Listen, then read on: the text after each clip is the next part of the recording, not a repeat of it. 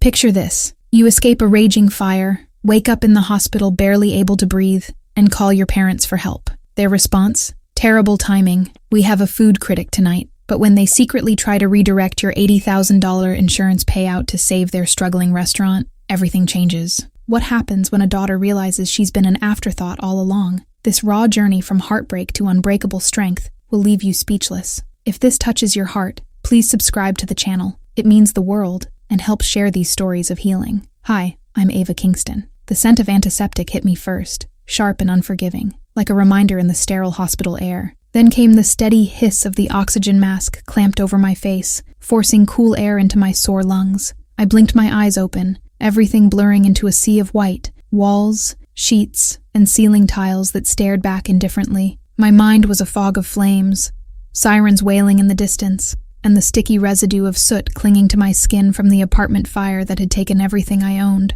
My hands trembled as I reached for the phone on the bedside table. I needed my parents, my father, Richard. The call connected on the fourth ring, his voice clipped, as if I'd interrupted some vital ritual. "Dad," I whispered, my throat scraping like sandpaper. "My apartment, it burned down." Silence stretched, not the gasp of concern I'd hoped for, but a calculated pause, cold as ice. "This is terrible timing, Ava," he said finally, his tone flat, devoid of warmth. "We have the Chronicle's food critic tonight. We'll send flowers." Click. The line went dead. I stared at the ceiling, the heart monitor's beep echoing in my ears like a lonely rhythm. The silence he left was heavier than the smoke that had filled my lungs, a deep void that pressed on my chest. In that moment, the numbness cracked, revealing a clarity sharp as a light. I was invisible in my own family. Have you ever felt like a shadow in the lives of those who should love you most? That night, lying there with the monitor's rhythmic pulse as my only companion, the fog lifted. This wasn't a one-off disappointment. It was my life story. My parents, Richard and Victoria, weren't just guardians. They were builders of an empire, their upscale restaurant the true center of their affections. It was a sleek haven of polished concrete, minimalist decor, and single-origin passions, where they reigned as the ultimate power couple, always impeccably dressed, eternally connecting. I was the afterthought, the quiet graphic designer who didn't fit their vision. No Ivy League degree, no standout career to share at gatherings. I remembered my college graduation, standing alone on the sun-drenched lawn, diploma in hand, scanning the crowd for faces that never appeared. A text arrived later. "So sorry, darling. Emergency tasting with the new sommelier. You understand?" I always understood. I understood scraping together loans and juggling 2 jobs for tuition while their resources poured into a gleaming marble bar. I understood them missing my 21st birthday for a critical networking event. When I landed my first design job, bursting with pride, I called them. After a pause, Victoria's smooth hostess voice replied, "Oh, that's nice, dear. At least it's an office job." At least. Those words should have opened my eyes, but I clung to the hope, desperate for any sign of approval. Now, in that hospital room, lungs aching, it all crystallized.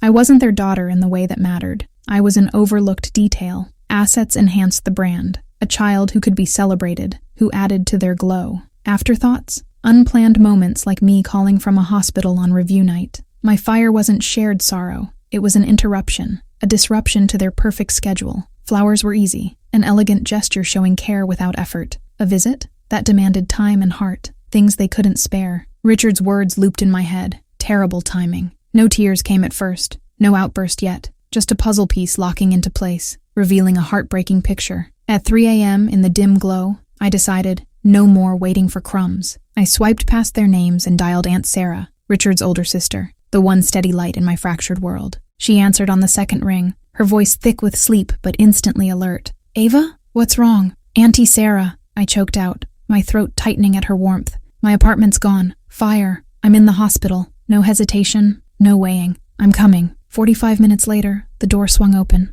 There she stood in her nightgown, silver hair in a hasty bun, carrying a small bag. Warmth flooded the cold room like sunlight. She said nothing at first, just crossed to me, brushed soot from my forehead, and clasped my hand. "You're not alone," she said firmly. As she spoke to the nurse about paperwork, I closed my eyes, breathing easier despite the pain. 2 days later, she drove me from the hospital to her suburban haven. No detour to the restaurant, straight to her cozy house, a chaos of stacked books, trailing ivy, and the scent of herbal tea and sun-warmed paper. It wasn't a showpiece. It was home. She tucked me into the guest room with an old quilt. Rest. I'll make soup. Days blurred in gentle peace. Tea. Quiet talks. Her presence a balm. For the first time, I felt truly seen and safe. Everything I'd owned was gone. Clothes, furniture, the life I'd built. But in the fire's panic, I'd grabbed one thing, a fireproof box from under my bed. It sat on her living room floor, heat-scarred and gray. "What's inside, honey?" Sarah asked. I unlatched it. No jewels or cash, just hard drives of my designs, and beneath plastic-wrapped sketchbooks, the hidden heart of me, deemed less important by my parents. Saving it felt symbolic. I'd rescued the essence of myself. That piece shifted a week later. I sat at the kitchen table, sketching in a new notebook, hands steady again, when my phone rang. An unknown number. "Is this Ava?" "Mark from United Mutual Adjusters. Handling your apartment claim. Sorry for your loss. Investigation cleared. Total loss approved." Relief washed over me. "What now?" "Payout for property and displacement. $80,000. I nearly dropped the phone. Enough to rebuild, to breathe. "Wow, thank you." A pause, heavy with unease. "I'm confused about the beneficiary. Your father Richard called this morning. He insisted he's primary and to redirect it to his corporate account for asset management to help you." Ice flooded my veins. He hadn't checked if I was okay, hadn't sent flowers, but he'd contacted my insurer to redirect my money. "Do not send him anything," I said, voice low and steady despite the ache inside. "That's my policy. I'm the sole claimant." "Of course." Thought it was odd. "We'll mail the check to you." "Forwarding address?" I gave Sarah's. Hung up. My knuckles whitened around the phone. He wasn't just distant. He was taking what wasn't his. Sarah entered with tea mugs, saw my face and set them down. "What happened?" I shared it. "The payout. Richard's attempt." Expecting surprise, I got stillness, her eyes holding old sorrow. "Of course he did," she whispered, voice laced with pain. She pulled out a chair. "Ava, there's something I never told you about your father. My brother." Deep breath. When our parents passed 20 years ago, they left the house and savings, split 50-50. My share was for school and a home. Richard was executor. He said it was complicated. Debts. He'd invest mine in his first restaurant and grow it. Bitter smile. I trusted him. He was my brother. The restaurant struggled. Money gone. Used for his needs. I got nothing. He changed my path to support his dreams. My heart twisted. "And you never challenged?" I was hurt. Quiet. He said I was causing issues that the family supports. So I stayed silent. For harmony. Her hand trembled with old emotion. "He did it to me, but not to you." She grabbed the phone. "I'm calling a lawyer." That afternoon, she spoke to James, a straightforward attorney friend. I shredded a napkin, listening as she outlined the redirection attempt. "James, look into it. All of it. This feels like more." He called back the next morning on speaker. "It's deeper. Documents from 2 years ago list your parents as primary beneficiaries, likely added quietly during signing. Planned, Ava, waiting for a payout. Air fled my lungs. Waiting? Deeper still, their restaurant's struggling. $120,000 debt. Missed payments. Closure risk in 60 days. Silence. Sarah whispered. "So the fire was their hope." James finished. "Your $80,000 is rescue. This is improper." The word hung like lingering smoke. No misunderstanding. Just wrongdoing. The last hope in me transformed. What do we do? Act first. I'm drafting a cease and desist beneficiary change, and a civil claim for improper actions, coordination, and emotional distress. Good. Do it. We timed it. Tuesday, review night. Papers were couriered, but we delivered copies personally. Sarah called it closure. The restaurant gleamed coldly. Polished wood and marble, mostly empty. Richard and Victoria hovered at the hostess stand, tense with worry, dressed to impress. They spotted us, me, Sarah, and James in his suit. Richard approached, upset. "Ava, what are you doing? Causing a disruption?" Victoria joined, eyes flicking to tables. "Darling, guests can see. Later." "No," I said, voice clear and strong. "Now." I placed an envelope on the stand. "Protection order. Revocation of beneficiary rights." Richard's face flushed. "You," James added a thicker one. "Notice of intent. Civil suit for improper actions, coordination, and distress. Pending resolution of the $80,000 you tried to redirect." Victoria clutched her necklace. "How dare you? We were helping her." "Helping?" I echoed, deep emotion rising. "By redirecting? For your $120,000 debt? Closure risk?" Richard broke.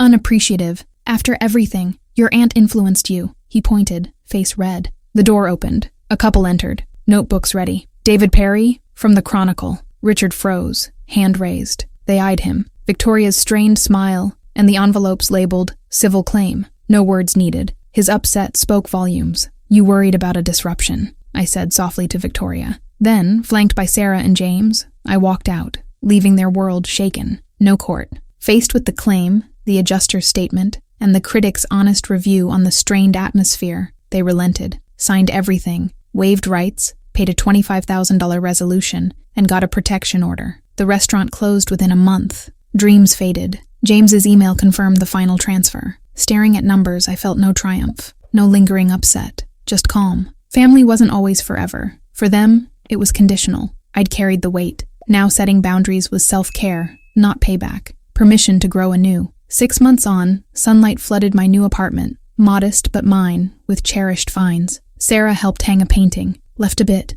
Perfect. The $25,000 covered the deposit and laptop. My freelance design flourished. The phone buzzed. Unknown text. Victoria's. We lost everything. House, business, father's hurting. Guilty? Guilt? Nothing stirred. I blocked and deleted. Sarah asked, okay, perfect. I opened my singed sketchbook to a blank page, pen in hand. In the sunlit quiet, I drew. The silence, pure peace. This story of finding true strength moved me deeply. If it touched you too, please subscribe to the channel with all your heart. Your support helps bring more journeys of healing and hope to those who need them most. Thank you for being here.